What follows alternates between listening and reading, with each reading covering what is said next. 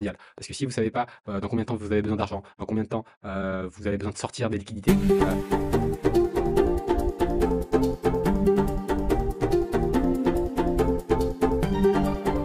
Bonjour à toutes et à tous, aujourd'hui on va voir les 5 erreurs à éviter lorsque on veut investir. La première, c'est investir sans se former.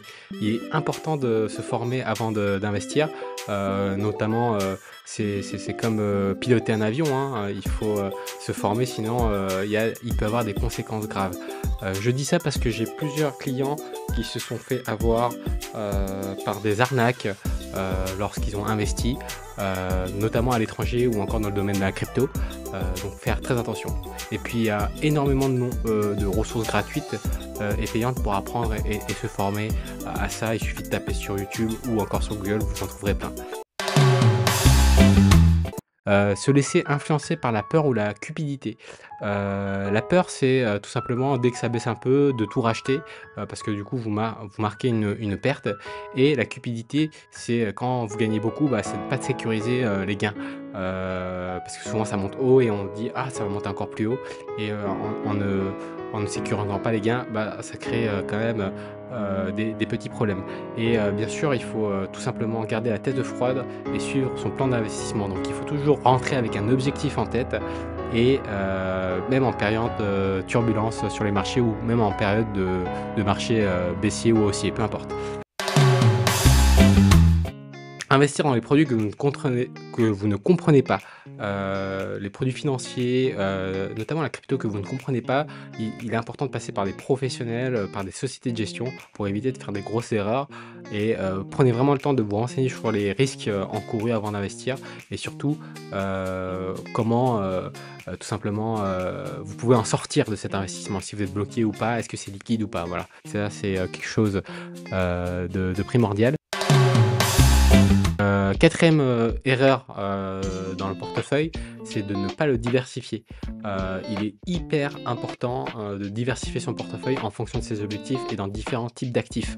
Par exemple, il y a les actions, il y a les obligations, il y a les fonds immobiliers, il y a la dette privée, il y a le capital investissement, il y a la crypto, il y a plein de choses qui sont possibles, heu et il est hyper important de le faire et de se protéger, hein. Il y a aussi, tout ce qui est, assurance vie, qui est loin d'être une assurance habitation, moto ou quoi que ce soit, ça a rien à voir. Et il y a aussi, tout ce qui est de l'ordre de la prévoyance pour les chefs d'entreprise. Si vous êtes l'homme clé et qu'il vous arrive quelque chose, qu'est-ce qui se passe, pour la société? Et bah, vous pouvez avoir des revenus en vous protégeant bien.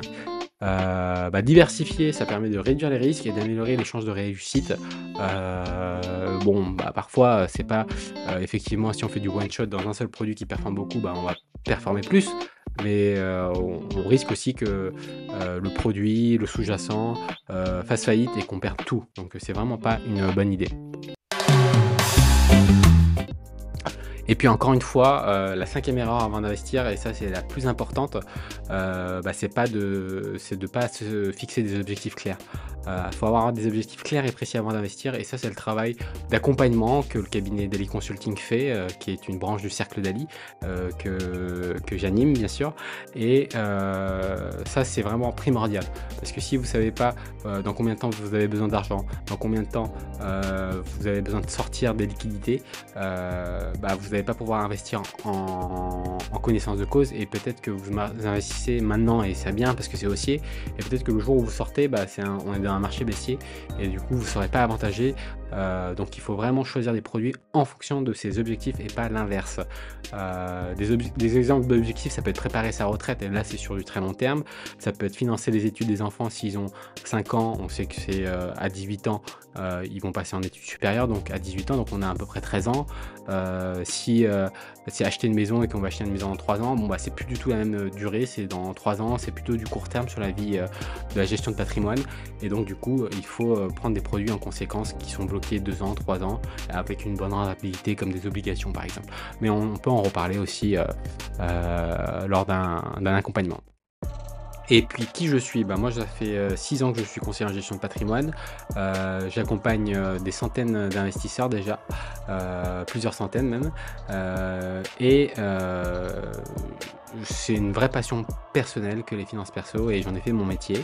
Je m'informe constamment les dernières tendances du marché financier, sur les derniers produits, qui ont un bon couple rendement-risque,